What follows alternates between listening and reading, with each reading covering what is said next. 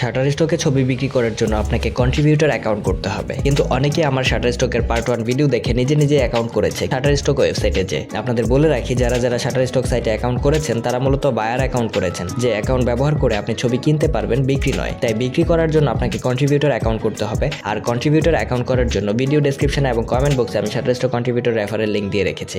Just লিঙ্কে click করলে এখানে চলে আসবেন। তারপর এখানে সাইন আপ বাটনে ক্লিক করলে এমন একটা ইন্টারফেস চলে আসবে। অ্যাকাউন্ট করার আগে আমি বলবো সম্পূর্ণ ভিডিওটি দেখুন। অ্যাকাউন্ট করার জন্য যা যা ইনফরমেশন লাগবে সবকিছু এই মুহূর্তে আপনার কাছে আছে কিনা দেখে নিন, তারপর অ্যাকাউন্ট করুন। এবং যারা এখনো শাটারস্টকের পার্ট 1 ভিডিওটি দেখেননি তাদের বলবো আগে ওই ভিডিওটা দেখে নিন, তারপর এটা দেখুন।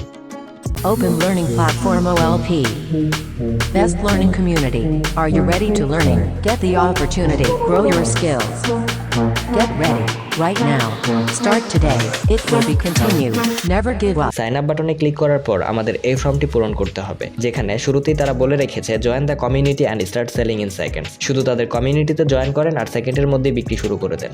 এখানে আপনার ফুল নেম লিখুন এবং অবশ্যই লিগ্যাল নেম লিখবেন আপনার ভোটার আইডি কার্ড অনুযায়ী, যাতে করে পরবর্তীতে অ্যাকাউন্টে কোনো প্রকার পেমেন্ট নিয়ে ঝামেলা হলে আপনার আইডি প্রুফ দিতে পারেন। তারপর লিখুন ডিসপ্লে নেম। খেয়াল করুন প্রথমে ফুল নেম লেখার সাথে সাথে ডিসপ্লে নেমও সেম লেখা হয়ে যাবে, কিন্তু নিচে দেখেন এই নামটি আমার আগে অন্য কেউ নিয়ে রেখেছে, তাই এটা নেওয়া যাবে না। আপনাদের ক্ষেত্রেও এমন দেখলে নামের সাথে এক্সট্রা কিছু লিখে ট্রাই করে দেখবেন যে খালি আছে কিনা, অথবা সংখ্যাও দিতে পারেন। তাই আমি প্রথমে ভোটার আইডি কার্ড অনুযায়ী আমি মেহেদি হাসান লিখেছি। এখন যেহেতু খালি নেই তাই এরপরে সৌরভ লিখলাম, এটা খালি আছে। এখানে আপনি আপনার নাম বা আপনার একটি ব্র্যান্ড নেম চাইলেও দিতে পারবেন, কারণ এই নামটি ওয়েবসাইটে যখন কেউ ছবি কিনতে আসবে মানে আপনার কাস্টমার দেখতে পাবে, তাই এই নামটি ভোটার আইডি কার্ড অনুযায়ী না হলেও চলবে। তারপর একটি ইমেল আইডি দিন, যে ইমেলটি আপনি ব্যবহার করেন। ভুয়া কোনো ইমেল আইডি ব্যবহার করবেন না।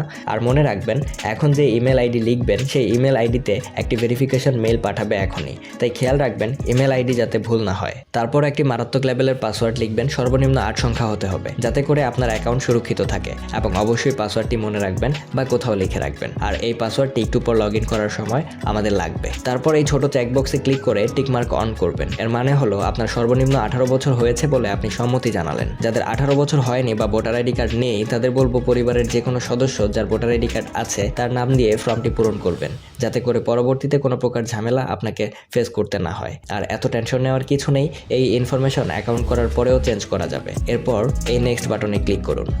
Thanks MD Mehedi Hasan, please check your email to verify your account. যে ইমেল দিয়েছিলাম সেটাতে একটি ভেরিফিকেশন মেইল তারা পাঠিয়েছে, তাই আমি আমার জিমেলটি ওপেন করছি।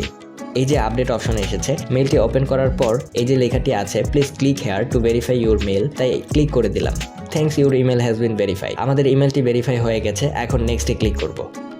এবার অ্যাকাউন্টে প্রবেশ করার জন্য আমরা পূর্বে যে ইমেল আইডি ও পাসওয়ার্ড দিয়েছিলাম তা দিয়ে সাইন ইন বাটনে ক্লিক করলাম।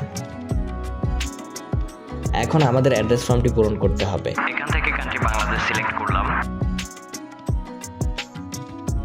এখানে অ্যাড্রেস লাইনে আমি আমার অ্যাড্রেস লিখলাম। অবশ্যই ভোটার আইডি কার্ডে যে অ্যাড্রেস আছে তা লিখবেন। আমার অ্যাড্রেসটি ছোট, তাই অ্যাড্রেস লাইন 2তে কিছু না লিখে ফাঁকা রাখলাম। তারপর সিটি লিখতে হবে, আপনি যে সিটিতে থাকেন। আমি উত্তরা লিখেছি। এরপর জিপ কোড আমার ক্ষেত্রে 1230 এবং স্টেট ঢাকা। তারপর আমি আমার ফোন নাম্বারটাও দিতে চাই, আপনারা চাইলে দিবেন। এবং এই ছোট চেকবক্সে টিক রাখলাম, কারণ আমার মেইলিং অ্যাড্রেস সেম রাখার জন্য। আপনারাও এটা সেম রাখতে পারেন, কোনো সমস্যা নেই। এরপর আস্তে করে নেক্সট বাটনে ক্লিক করে দিলাম। এই তো হয়ে গেল। Welcome to the community, we can't wait to see your best work. তাদের কমিউনিটিতে আমাদের স্বাগতম জানিয়ে বলছে তারা আমাদের ভালো কিছু কাজ দেখার জন্য আর অপেক্ষা করতে পারছে না। তার নিচে আপলোড বাটন দিয়েছে যাতে এখনই কিছু আপলোড করতে পারি, কিন্তু এখন কিছু আপলোড করব না, তাই এখানে গো টু ইউর ড্যাশবোর্ডে ক্লিক করলাম। কংগ্রাচুলেশন, আমাদের অ্যাকাউন্ট ক্রিয়েট করার কাজ শেষ হলো। ড্যাশবোর্ডে আসার পর এখানে হোম আইকনে ক্লিক করলাম, কিন্তু কোনো পরিবর্তন দেখলাম না, কারণ অলরেডি আমরা হোম পেজেই আছি। তারপর আর্নিংয়ে ক্লিক করে এখানে আর্নিং সামারিতে গেলাম। এই পেজে আমরা মূলত আমাদের ইনকামগুলো দেখতে পাবো। এরপর রয়েছে পোর্টফোলিও এবং ইনসাইট।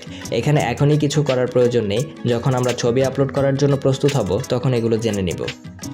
এবং এপাশে ইউজার আইকনটিতে ক্লিক করে ইউজার নেম ও আমাদের কন্ট্রিবিউটর আইডি দেখতে পাবো, এবং লগ আউট করার প্রয়োজন হলেও এখান থেকে করতে পারবো। এরপর আমাদের কাজ হলো প্রফেশনালভাবে আমাদের প্রোফাইল সেট আপ করা। তাই এখন আপাতত আমরা কোনো ছবি আপলোড করলাম না, চাইলে করা যাবে। আর আপলোড করার মতো ছবি এই মুহূর্তে আমার কাছে নেই। তাছাড়া ছবি আপলোড শুরু করার আগে আমি চাই প্রফেশনালভাবে আমাদের প্রোফাইল সেট আপ করতে। পরবর্তী পার্ট 3 ভিডিওতে আমরা প্রোফাইল সেট আপ করব। ধন্যবাদ।